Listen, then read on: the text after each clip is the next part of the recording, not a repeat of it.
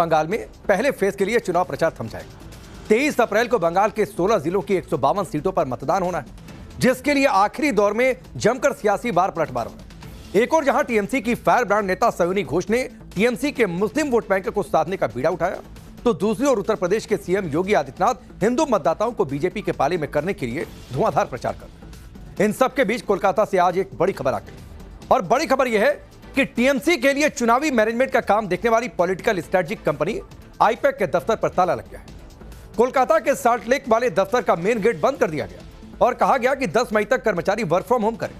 उसके बाद आगे बताया जाएगा कि आगे करना क्या है, क्या होगा। कहा तो यह भी जा रहा है कि कंपनी के कुछ कर्मचारी नौकरी छोड़ रहे हैं। कहा यह भी जाता है कि युद्ध और राजनीति में टाइमिंग के बहुत मायने रखते हैं। पहले चरण की वोटिंग से ठीक पहले आईपैक के काम बंद करने के क्या मायने, और पहले दौर के प्रचार के आखिरी दौर में बंगाल में कैसे चुनावी राजनीति का आयाम असीमित विस्तार ले चुका है, इस सुपर एक्सक्लूसिव रिपोर्ट में आप देखिए।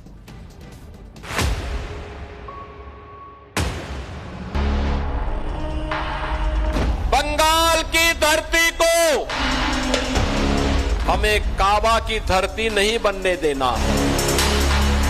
बंगाल की धरती तो काली की धरती रहेगी, मां काली की धरती, मां दुर्गा की धरती रहेगी।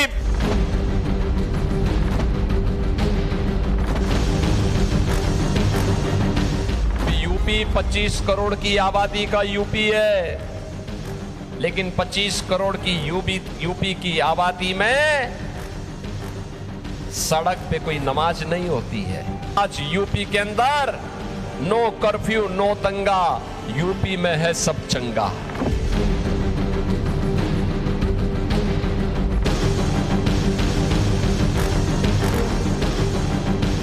याद रखिए, अगर बंगाल में बीजेपी को और मोदी को कमजोर करना है तो मेरी आपसे अपील है कि आप टीएमसी को नहीं, मीम पार्टी को मजबूत करिए।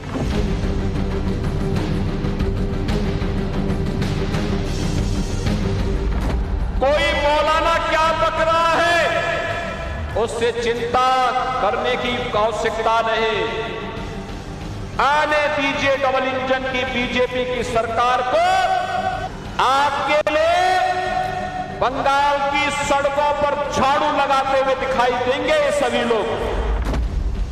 वार है, पलटवार है, जबरदस्त प्रचार है, धुआंधार है।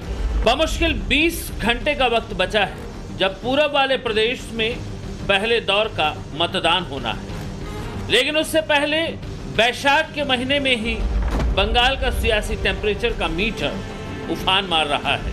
बंगाल चुनाव में नई सनसनी बन चुकी सयोनी घोष कमोवेश अपनी हर रैली में ये गाना गा रही हैं। इसी को लेकर सीएम योगी भी जबरदस्त पलटवार कर रहे हैं। बंगाल की धरती को हमें काबा की धरती नहीं बनने देना है। बंगाल की धरती तो काली की धरती रहेगी, मां काली की धरती, मां दुर्गा की धरती रहेगी, वंदे मातरम की धरती रहेगी, और हर हर महादेव का गूंज इस धरा से लगातार चलना चाहिए। वोटिंग की तारीख करीब आते ही बंगाल की राजनीति उस मकाम पर पहुंच चुकी है जहां एक एक सीट पर कब्जे के लिए हर दांव आजमाए जाते हैं। टीएमसी जहां मुसलमान वोटों के जरिए चौथी बार दीदी को सीएम बनाने के दावे कर रही है, तो दूसरी ओर बीजेपी पहली बार कोलकाता की सत्ता पर कमल छाप पताका लहराने को आतुर है।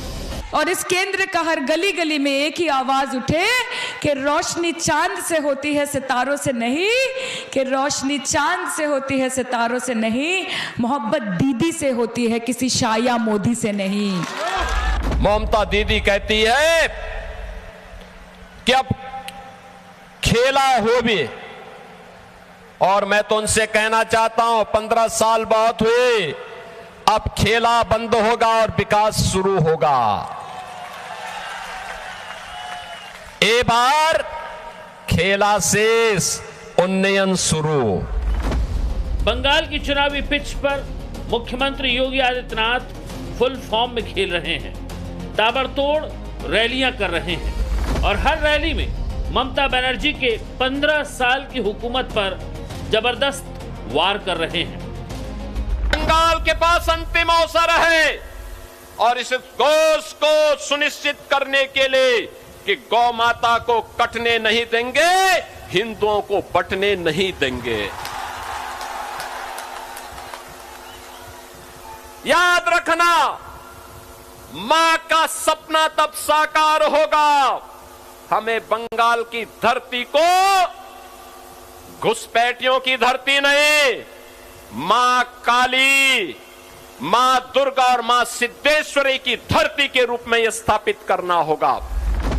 बंगाल का चुनाव अब सिर्फ राजनीति नहीं बल्कि सांस्कृतिक और धार्मिक बहस का केंद्र बनता जा रहा है और ऐसा होना ही था। असल में बंगाल की कुल 294 विधानसभा सीटों में से 100 से 110 सीटों पर मुस्लिम वोटर निर्णायक है। मुर्शिदाबाद, मालदा और उत्तर दिनाजपुर में मुस्लिम आबादी 50% से ज्यादा है। बंगाल के करीब 30% मुसलमान वोटर के सहारे ही ममता बनर्जी की राजनीति परवान चढ़ती रही है। 2021 की बात कर लेते हैं।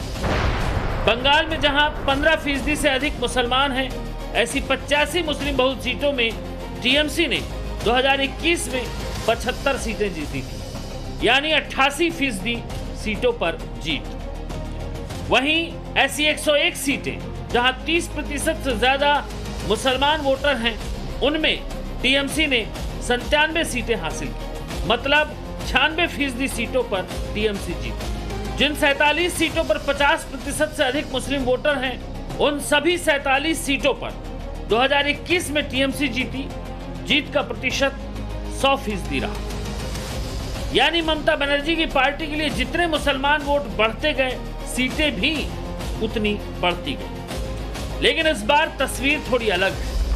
कभी दीदी के सिपहसालार रहे हुमायूं कबीर भी बंगाल के मुसलमानों के वोट की दावेदारी कर रहे हैं। हैदराबादी भाईजान असदुद्दीन ओवैसी भी मैदान में है। 294 सीट पर कांग्रेस लड़ती है, लेफ्ट फ्रंट 250 सीट पर लड़ता है, टीएमसी 294 लड़ती है, बीजेपी भी 294 लड़ती है। और सबको दर्द क्या है कि ये आखिर कौन है जिसके सर पे टोपी है, चेहरे पे दाढ़ी है, जिसकी जबान तेज तलवार की तरह चलती है। ये 11 सीट पर लड़ता है तो इनको दर्द शुरू हो जाता है। इनको लगता है बीजेपी जीत जाती है। अरे 11 को छोड़ो, 270 पर तुम जीत जाओ और बीजेपी को हरा दो। तुम में दम है तो बताओ मुझे।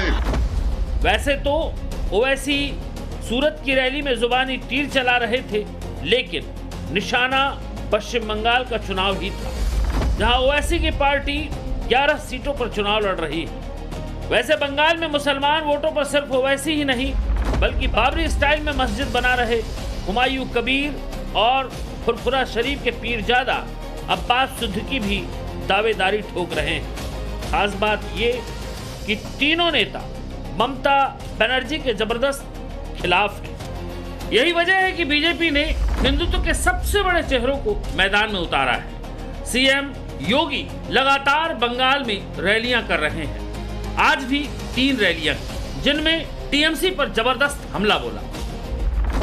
यूपी में बुलडोजर केवल सड़क नहीं बनाता है, ये माफिया, गुंडे और दंगाइयों की हड्डी पसली को भी एक करता है सड़क के साथ में। और ये केवल बीजेपी कर सकती है। बीजेपी का मतलब गौ माता को कटने नहीं देंगे और हिंदुओं को बंटने नहीं देंगे, इसकी गारंटी। सीएम योगी बंगाल के चुनाव प्रचार में थोड़ी देर से उतरे, लेकिन मैदान में आने के बाद से ही ताबड़तोड़ रैलियां और रोड शो कर रहे हैं। बंगाल में कानून व्यवस्था से लेकर बांग्लादेशी घुसपैठिए, गोहत्या और टीएमसी की नीतियों पर प्रहार कर रहे हैं। महिला आरक्षण को लेकर भी कांग्रेस और टीएमसी को जमकर कोस रहे हैं। टीएमसी कहती तो है, मां, माटी और मानुष की बात करती है। आधी आबादी को हक देने की बात हुई मोदी जी के प्रस्ताव को टीएमसी ने विरोध कर दिया। मोदी जी चाहते हैं 2029 में भारत की संसद में, देश की सभी विधानसभाओं में कम से कम 33% महिलाओं का प्रतिनिधित्व होना चाहिए। इतनी सीटें नहीं बढ़नी थी, लेकिन टीएमसी, कांग्रेस और कम्युनिस्टों ने नहीं पास होने दिया, प्रस्ताव को गिरा दिया। ये इनकी मां के प्रति और माटी के प्रति क्या व्यवहार है। बंगाल में मुसलमान और महिला वोटर के सहारे टीएमसी की सियासत परवान चढ़ती रही है। पश्चिम बंगाल की राजनीति में महिलाओं को हमेशा से सत्ता की साइलेंट मेकर माना जाता रहा है। यही वजह है कि सीएम योगी ही नहीं, प्रधानमंत्री नरेंद्र मोदी भी अपनी रैलियों में महिला आरक्षण को लेकर टीएमसी पर जमकर निशाना साध रहे हैं। देश की बहनों बेटियों को संसद और विधानसभा में 33% आरक्षण देने के लिए संसद में चर्चा हुई, लेकिन टीएमसी ने महिलाओं को आरक्षण देने वाले कानून को पारित नहीं होने दिया। महिलाओं के सपनों का गला घोट दिया है। साफ है कि महिला आरक्षण बिल अब केवल दिल्ली की संसद तक सीमित नहीं रह गया। ये बंगाल के गांवों और कस्बों की चाय की दुकानों पर बहस का विषय बना हुआ है। ऐसे में सवाल है कि महिला आरक्षण बिल का विरोध क्या टीएमसी को भारी पड़ सकता है। कुछ आंकड़ों से समझते हैं। 2021 के विधानसभा चुनाव में टीएमसी को 50% महिलाओं ने वोट दिया, जबकि 37% महिला वोट बीजेपी के खाते में गए। बंगाल के चुनाव में बीजेपी टीएमसी के इसी वोट बैंक को अपने पाले में करने के लिए जोर लगा रही है। दोनों ही खेमे खुद को महिलाओं का असली हितैषी साबित करने में एड़ी चोटी का जोर लगा रहे हैं। नतीजा क्या होता है ये तो 4 मई को ही पता चलेगा, लेकिन इतना जरूर है कि तब तक बंगाल की चुनावी राजनीति और गरमानी तय है। ब्यूरो रिपोर्ट, टाइम्स नाउ, नव भारत।